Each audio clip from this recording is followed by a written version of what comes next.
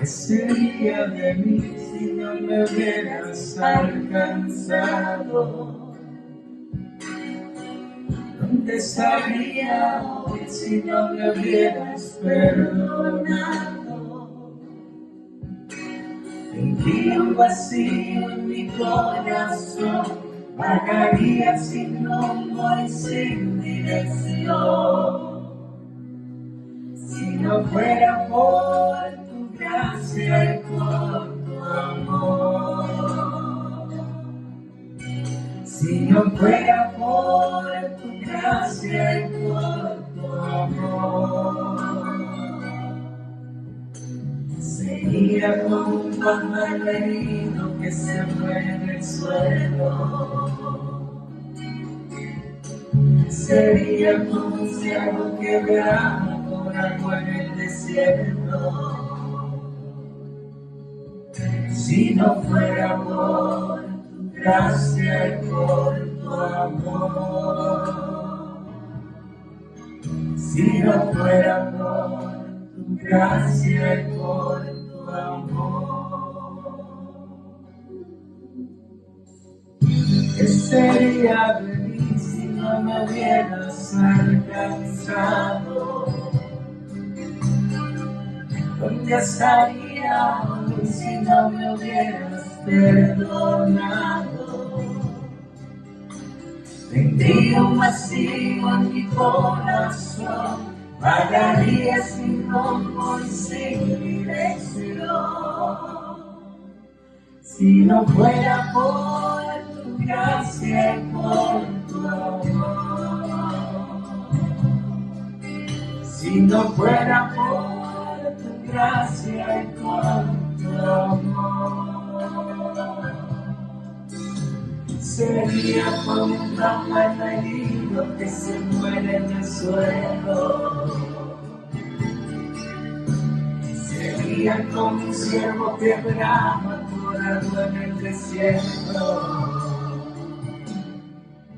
Si no fuera por tu gracia y por tu amor. Si no fuera por tu gracia y por tu amor. Señor, reconocemos que sin tu gracia y misericordia nada sería. Reconocemos que sin ti, Señor, estaríamos realmente perdidos. Y solo por tu gracia tú nos has hecho libre. Por eso estoy, Señor, bendiciendo tu nombre. Si no fuera por tu gracia y por tu amor. Si no fuera por tu gracia y por tu amor. Sería como un pájaro herido que se muere en el suelo. Sería como un ciervo que brama por agua en el desierto.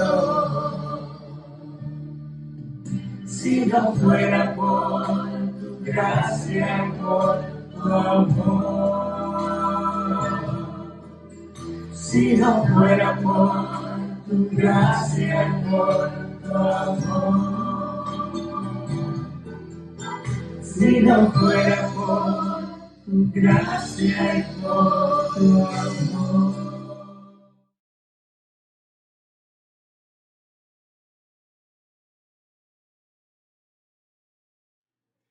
Buenos días familia, bienvenidos y gracias por acompañarnos hoy. Bueno, quiero comenzar contando una historia que escuché hace muchos años y que nunca he olvidado. Me había mudado a una nueva ciudad y rápidamente estaba haciendo amigos en mi nueva iglesia y un día me encontré hablando con tres de los miembros, dos hombres y una chica, una mujer, y juntos me contaron la historia de su amistad y su conversión a Cristo. Bueno, todos habían sido mejores amigos en la universidad, dos de ellos eran novia y novia, y el otro era el mejor amigo de ambos. Y una noche, este mejor amigo estaba borracho y solito con la novia de su amigo y la violó. La amistad fue destruida y el trauma de la violación casi destruyó la chica. Su novio durante meses luchó con serios pensamientos de matar a su antiguo amigo. Y fue durante este tiempo que su novia conoció a algunos discípulos, estudió la Biblia y se convirtió en un seguidor de Jesús. Y su novio, al ver su emoción y los cambios en su vida, también decidió estudiar la Biblia. Y con el tiempo, él también se convirtió en discípulo de Jesús. Y luego hicieron algo juntos que muchos considerarían absolutamente loco.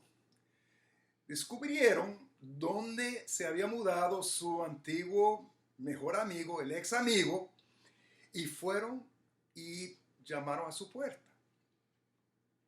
Cuando abrió la puerta y los vio a los dos, estaba atónito y asustado.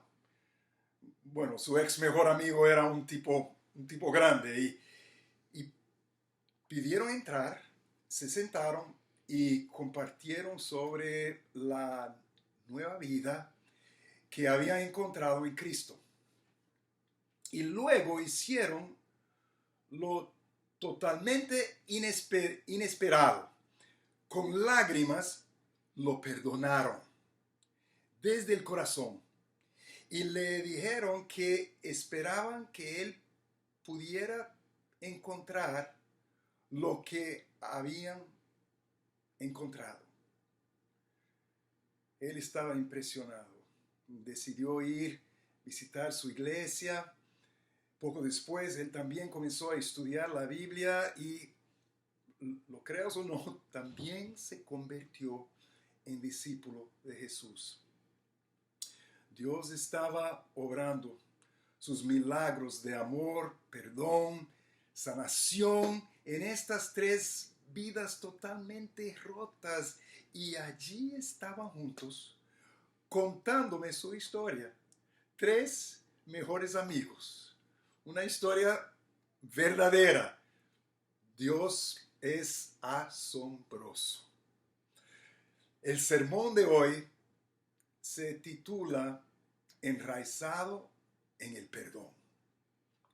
Y es la última lección de nuestra serie Enraizada. Y bueno, en el ministerio de inglés. Y ahora quiero advertirles que este es un tema bastante desafiante. Tan desafiante que una vez cuando Jesús se lo estaba enseñando a los apóstoles, todo lo que pudieron hacer fue gritar: Señor, aumenta nuestra fe. Quizás después de escuchar esta lección, algunos de nosotros podríamos terminar arrodillados también. Bueno, perdón. Es uno de los temas más importantes en el ministerio de Jesús. Él nos dice que oremos por eso regularmente en la oración del Padre Nuestro. Es un tema recurrente en su enseñanza. Es lo que Jesús hacía con las personas a lo largo de su ministerio. Fue lo que gritó cuando murió en la cruz por los pecados de la humanidad. De principio a fin, el perdón, uno de los pilares de la fe cristiana. Uno no puede entender la fe cristiana y uno no puede ser un verdadero seguidor de Jesucristo sin abrazar las enseñanzas de Jesús sobre el perdón.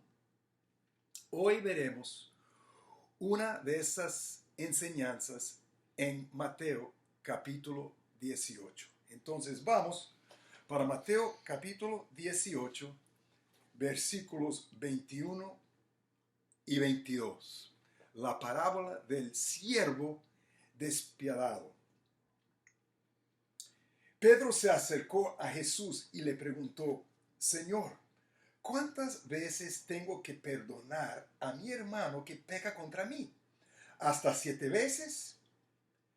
No te digo que hasta 7 veces, sino hasta 77 veces, le contestó Jesús. Bueno, aquí Jesús está respondiendo a una pregunta de Pedro. Jesús acababa de terminar de enseñar sobre cómo debemos responder cuando alguien peca contra nosotros. Y déjame decirles que necesitamos aprender esto. En este mundo vamos a pecar unos contra los otros y sí, vamos a construir, y si vamos a construir una comunidad del reino, debemos reconocer nuestro potencial para ofendernos y lastimarnos unos a otros. Y es mejor que aprendamos cómo lidiar con eso de una manera bíblica cuando sucede. Entonces Jesús ha estado enseñando sobre lo que hacemos cuando alguien peca contra nosotros. Pero a Pedro le preocupa la pregunta, ¿y si? ¿Y si una persona sigue pecando contra mí? ¿Cuántas veces tengo que perdonar a este chico? ¿Cuál es el límite? Hasta 7 veces. 7 veces parece bastante generoso. No solo eso, en la Torá, cada séptimo año era el año del jubileo, cuando se perdonaban todas las deudas. Entonces quizás Pedro estaba mostrando su conocimiento de la Torá. Pero la respuesta de Jesús es la respuesta del maestro de la Torá. Es brillante y poderoso. Solo hay 2 lugares en la Biblia donde estos números, 7 y 77, se encuentran juntos en el mismo texto, en la misma historia. Uno está aquí. Entonces, la respuesta que Jesús le da a Pedro no es solo un número aleatorio, es realmente un hipervínculo que pretende conectar a sus oyentes con el otro lugar donde se encuentran estos números juntos. En Génesis capítulo 4, donde encontramos la historia de Caín. Si has estado siguiendo nuestra serie Rooted, Enraizados, recordarás que hablé de Caín hace unas semanas en el sermón titulado Hombre o Bestia. Y Fernando Alejandro volvió a mencionar a Caín el domingo pasado en su lección enraizado en la gracia. Entonces, un breve resumen. En Génesis capítulo 4, Caín lucha con celos y enojo hacia su hermano Abel. Recuerden que Dios había advertido a Caín sobre sus emociones, impulsos y el pecado que podían desatar.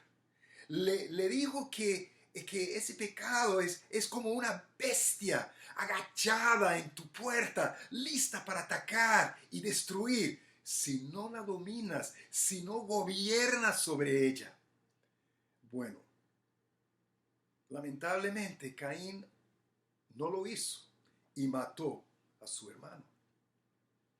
Después del asesinato, la historia continúa. Caín es desterrado por Dios y finalmente se instala en una tierra lejana. El relato continúa para presentarnos brevemente a los descendientes de Caín a través de 7 generaciones. Y en Génesis 4, versículos 23 y 24, nos encontramos con Lamec. Y Lamec está hablando un poema a su familia. Entonces, vamos a leer en Génesis 4, versículos 23 y 24. Lamec dijo a sus mujeres, Adá y Sila: Escuchen bien, mujeres de Lamec. Escuchen mis palabras. Maté a un hombre por haberme herido, a un muchacho por golpearme. Si Caín será vengado 7 veces, 77 veces será vengado Lamec.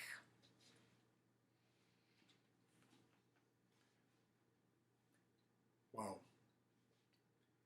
Entonces Lamec, él describe un encuentro con un joven que lo lastimó y está orgulloso de esto. Se jacta de su venganza. Básicamente dice, por lo que ese tipo me hizo, le devolví 77 veces. Lo maté. No sabemos lo que hizo el joven. Lo que sí sabemos es que en la mente de Lamec le devolvió a este muchacho 77 veces peor. Caín y sus descendientes en la Biblia simbolizan una humanidad impulsada, controlada por sus instintos, impulsos, sentimientos, egoísmo, autopromoción y autoconservación. Y de Caín a Lamec, la imagen es de una humanidad que va de mal en peor en este ciclo de agresión y ira, de violencia y venganza. Muchos comentaristas entienden que Tubal Caín, el último descendiente de la lista, es un fabricante de armas, un traficante de armas. ¡Qué familia! El poema de Lamec sirve como una ventana, vislumbrando de su naturaleza y la nuestra también. Nuestra naturaleza por tomar represalias. Nuestro deseo, nuestro impulso de contraatacar cuando alguien peca contra nosotros. En la tradición bíblica judía, Lamec se convierte en el epítome de la naturaleza humana básica. Me equivocas, te volveré a equivocar, pero aún más, porque yo soy Lamec. Entonces, con este vínculo, Jesús le dice a sus discípulos en términos bien claros, mi reino, el reino de los cielos, el reino de Dios, es todo lo contrario. Ustedes saben todo sobre Caín, todo sobre la naturaleza humana y cómo funciona y lo que hace. Han visto cómo ha dado forma a la humanidad y a toda la historia humana con sus ciclos interminables de odio y conflicto, violencia, dolor. Pero el perdón es uno de los signos de una nueva humanidad que vive completamente en contra de la naturaleza humana, completamente contrario a Caín y Lamec. Si Lamec se trata de venganza y represalia desenfrenada, fuera de control, entonces mis seguidores tienen que ver con la misericordia y el perdón desenfrenados y desabordados. Eso es lo que Jesús está diciendo aquí.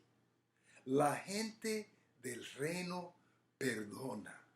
La gente del reino muestra misericordia. Siempre. Como seguidor de Jesucristo, ¿qué hago cuando alguien peca contra mí? Yo lo perdono.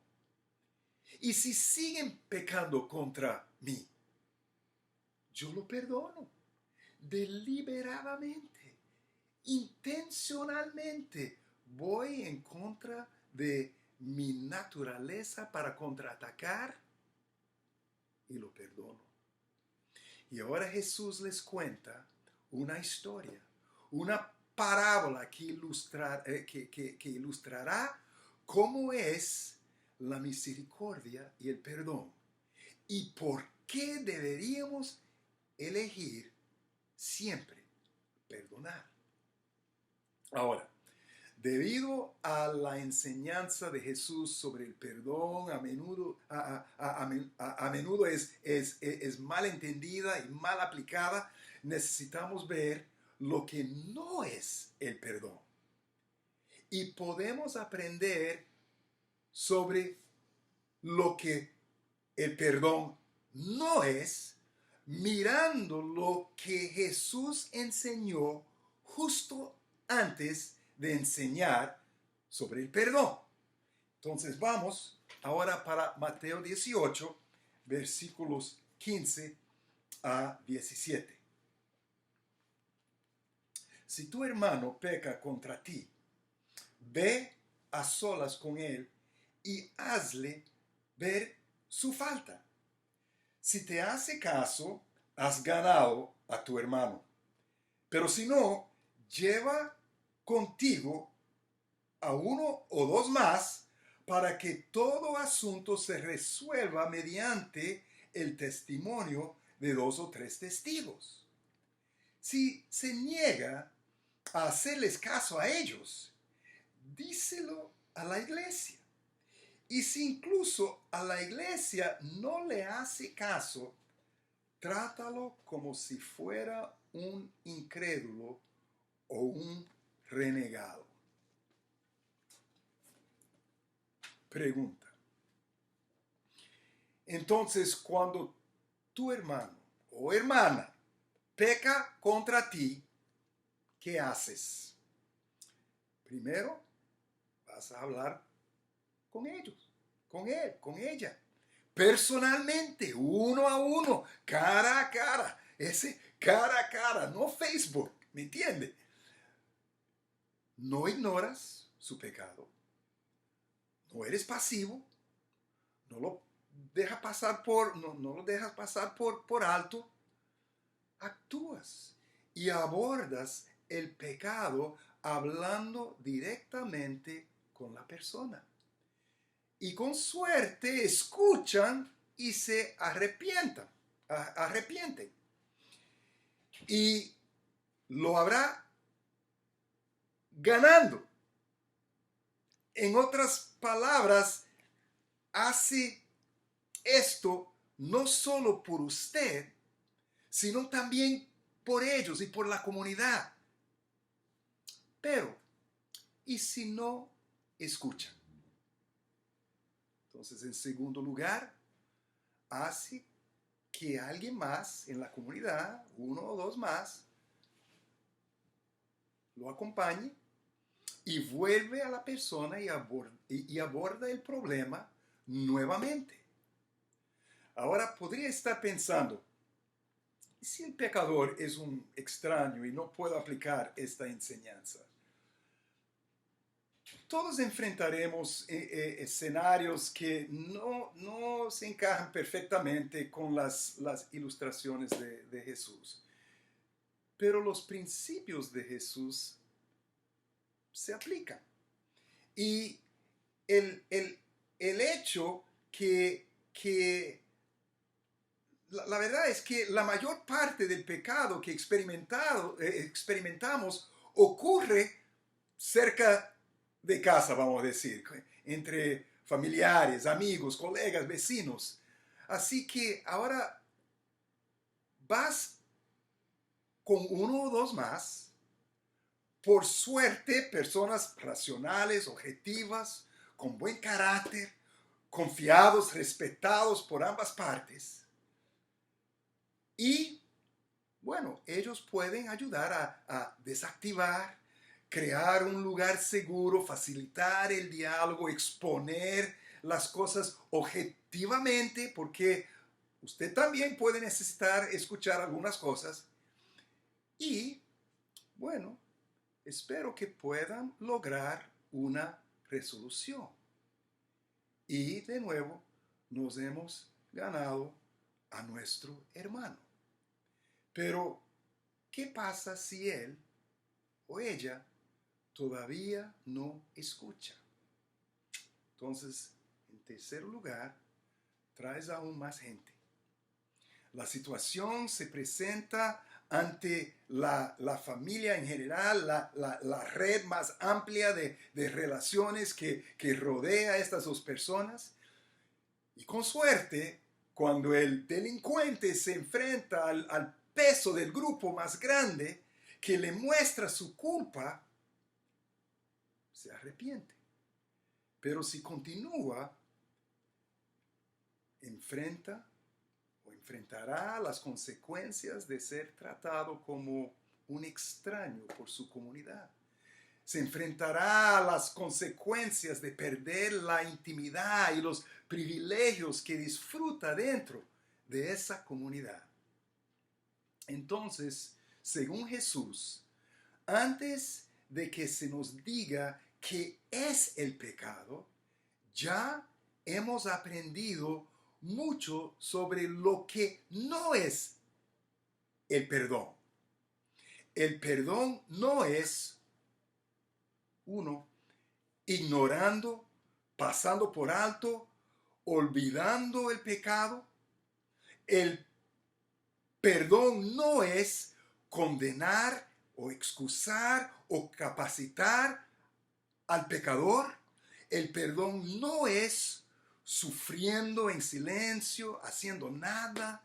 El perdón no es la tolerancia pasiva.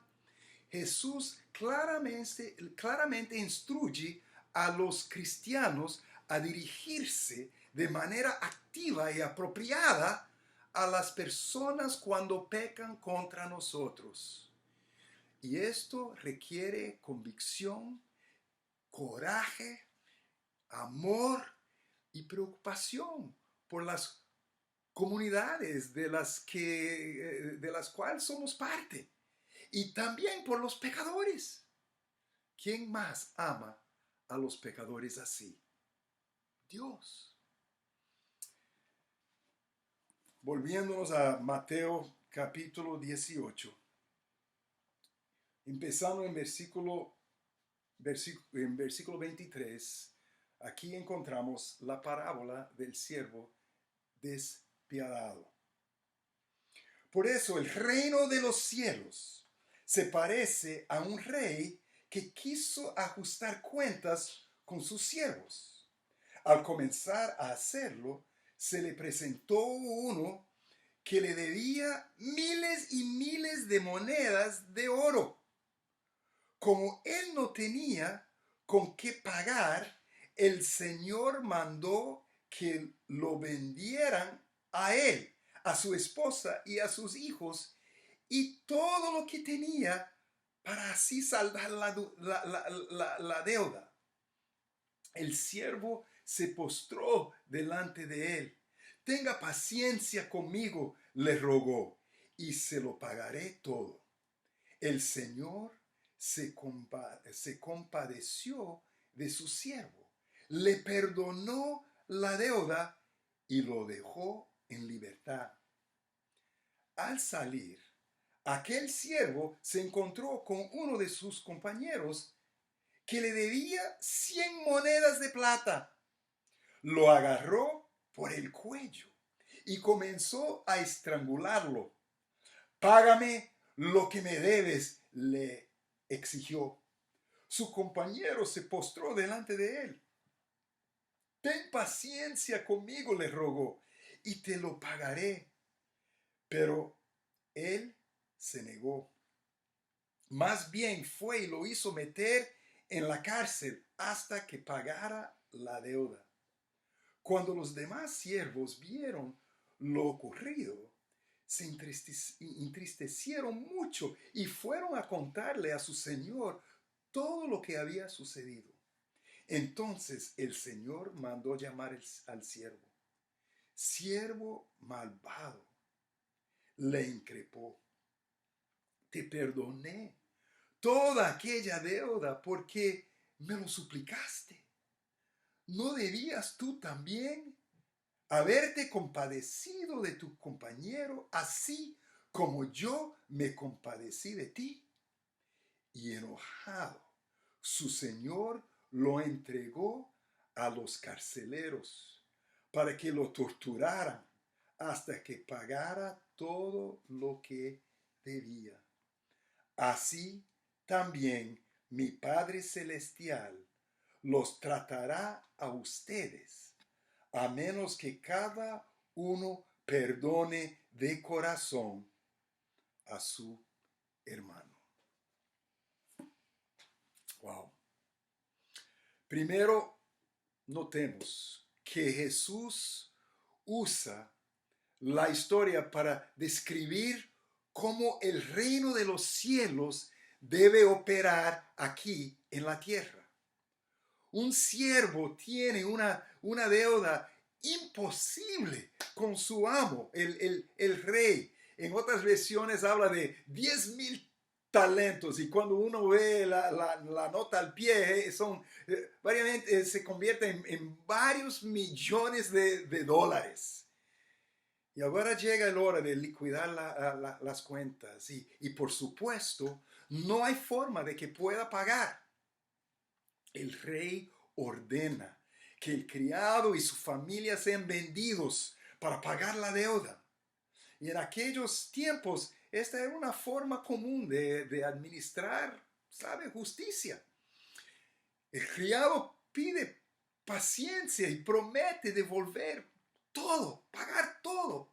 Una promesa, la verdad, que no puede cumplir.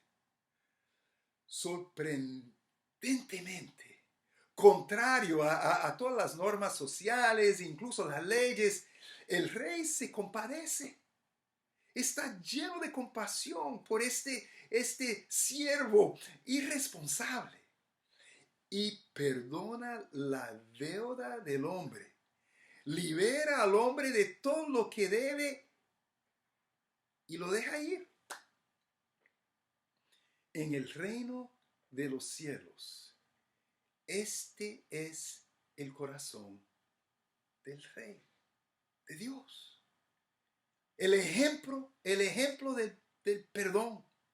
¿Cómo funciona? ¿Qué hace? Pero ahora Jesús contrasta la misericordia, el perdón del rey con la insensibilidad y la implacabilidad del siervo.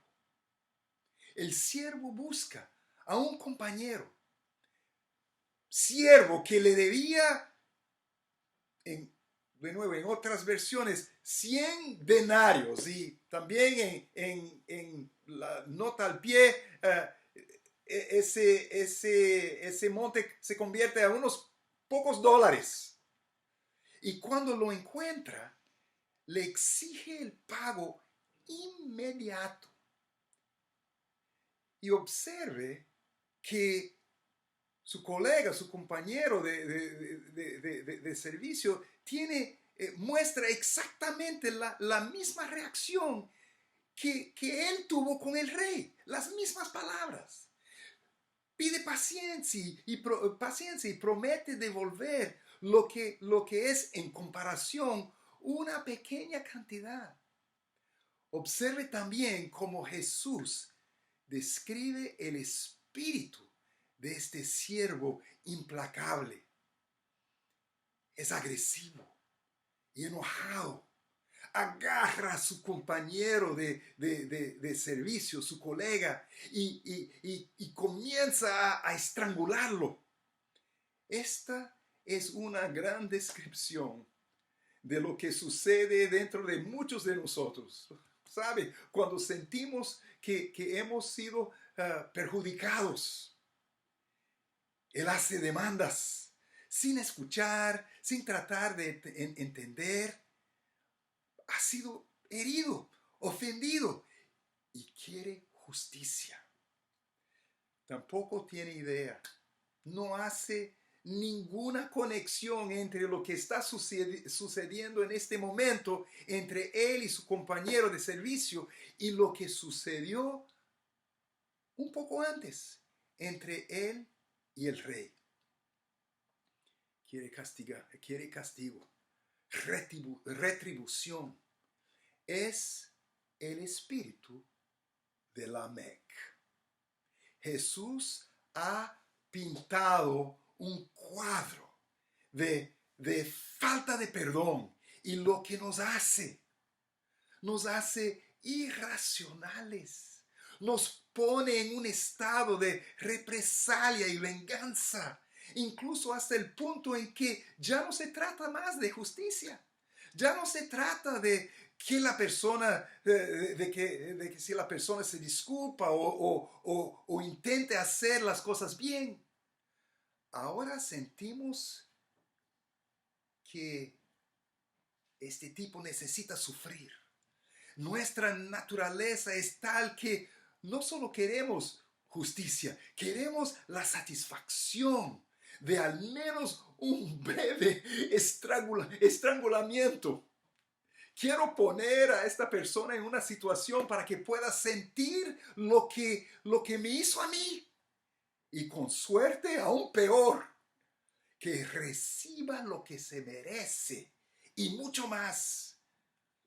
Ahora es posible que no todos reaccionamos así todo el tiempo, con cada ofensa, pero probablemente todos nos hemos sentido así algunas veces. Por supuesto, el rey se entera del siervo implacable y lo llama. Y en versículo 33 dice lo siguiente: cancelé toda su deuda. ¿No deberías haber tenido la misma misericordia con tu colega, tal como yo la tuve contigo? Y el rey arroja al implacable criado a la cárcel. En versículo 35, ahora Jesús trae todo para nuestros corazones, diciendo lo siguiente: así es como su Padre Celestial, el Rey, tratará a cada uno de ustedes, a menos que perdone a su hermano de corazón. Ahora Jesús no está hablando del dinero que le debemos a Dios. Él está hablando sobre nuestra larga lista de ofensas, de pecados, de transgresiones que hemos cometido y por las cuales merecemos justicia y castigo. Pero nuestro Dios, en su misericordia, nos ha perdonado todo. Y Jesús está diciendo que cualquier cosa que alguien me haya hecho ni siquiera se compara remotamente con lo que le he hecho yo a Dios. Es la pura verdad. Y quizás una discusión para otro día, porque creo que hay mucha gente que simplemente no lo entiende. Se ve a sí mismos como los que tienen poca deuda y todos los demás le deben una enorme deuda.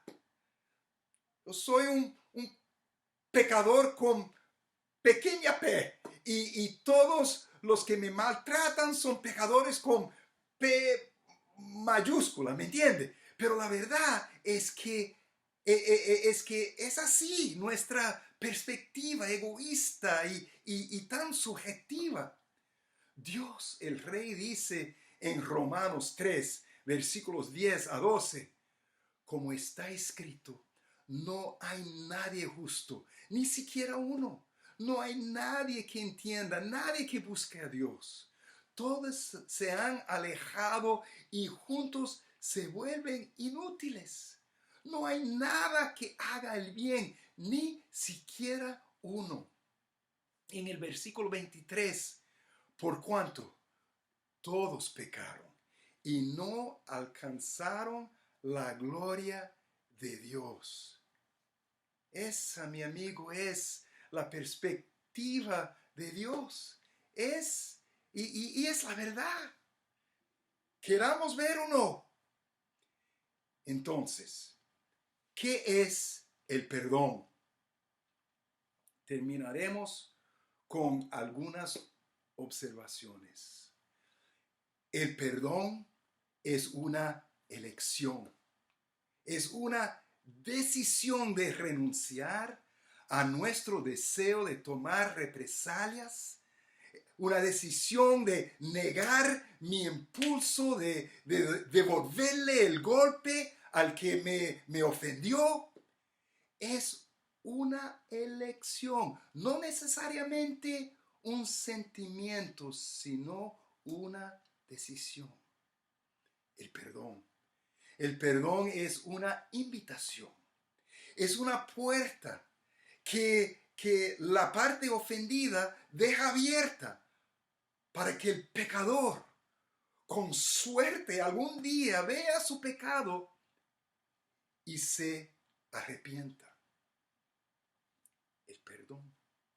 El perdón es una expresión deliberada de misericordia en lugar del odio y del resentimiento. El perdón.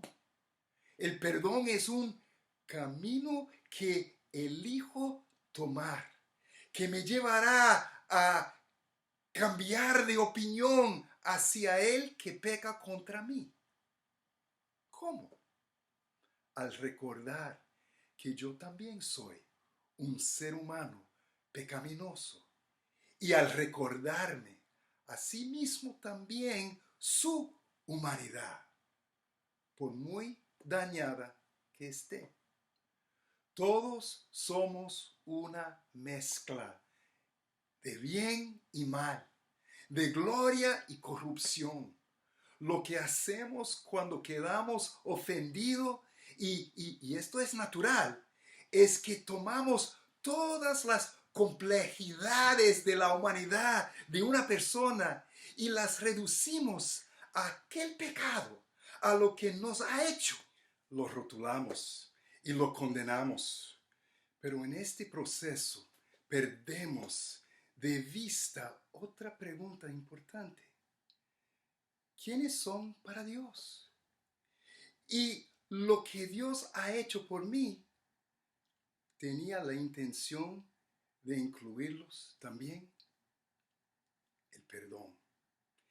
El perdón requiere solo uno, el ofendido. La reconciliación toma dos, pero el perdón requiere uno solo. El acto de perdonar es independiente de la actitud o disposición o la postura del delincuente. Idealmente el delincuente se arrepiente, pero incluso si este no es el caso y el delincuente sigue sin arrepentirse, se espera que el ofendido perdone. El perdón. El perdón tiene un porqué. Y ese porqué es la lección principal de esta parábola. Puede haber de muchos motivos para perdonar, pero solo hay una razón incuestionable, primordial, indiscutible y universal para perdonar. Y eso es porque Dios me ha perdonado a mí.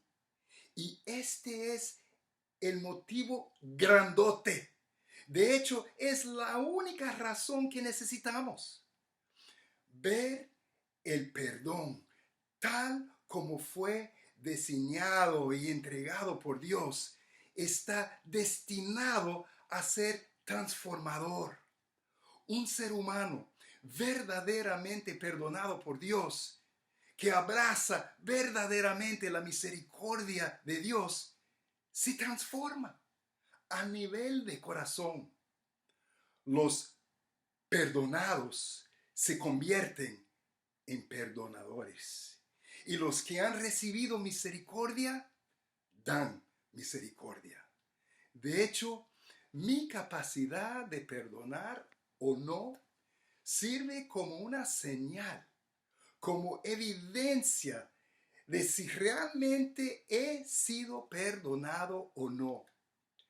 Toda persona que se hace llamar cristiano, cuando se ofende y siente la tentación de guardar rencor, o odiar, o contraatacar, o vengarse, debería escuchar una voz que les diga: no deberían tener misericordia como yo tuve misericordia de ti. Esa voluntad de perdonar es imprescindible para quien se llama cristiano. ¿Recuerda la oración del Señor en Mateo capítulo 6? Dice lo siguiente: y perdónanos nuestros pecados, como también hemos perdonado a los que pecan contra nosotros.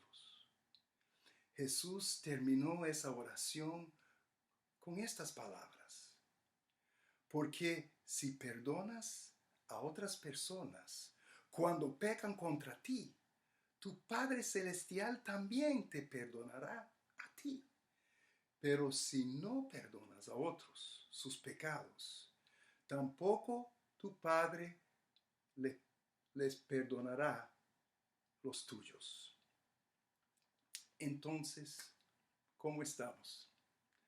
Tal vez ya estás de rodillas gritando: Señor, aumenta mi fe. Quiero decir que con tanto pecado en este mundo, una cantidad aparentemente inagotable de maldad y dolor, ¿cómo resolveremos este desastre? ¿Cómo rompemos los ciclos de odio y conflicto y violencia y venganza? ¿Cómo restauramos las relaciones en lugar de dañarlas aún más? En un mundo de pecado y pecadores, ¿cómo traemos el reino de los cielos aquí al planeta Tierra, en nuestra casa, en nuestro hogar, nuestra iglesia, nuestra comunidad? Bueno, yo no tengo todas las respuestas, pero sé que como personas del reino debemos enfrentar con valentía y rectitud el pecado. Y se espera que lo hagamos con un espíritu de misericordia y perdón. Debemos confiar en que el camino de Jesús y no el camino de Lamec es el camino que conduce a la vida. Estoy convencido de que el lugar para comenzar es con nuestro propio pecado, tal como Dios lo ve, buscando de Él y recibiendo de Él el mayor regalo de todos, el regalo del perdón. Entonces podemos comenzar a vivir la vida de manera diferente, de adentro hacia afuera, una nueva humanidad, el reino de los cielos creciendo aquí en el suelo del planeta Tierra, arraigado en el perdón.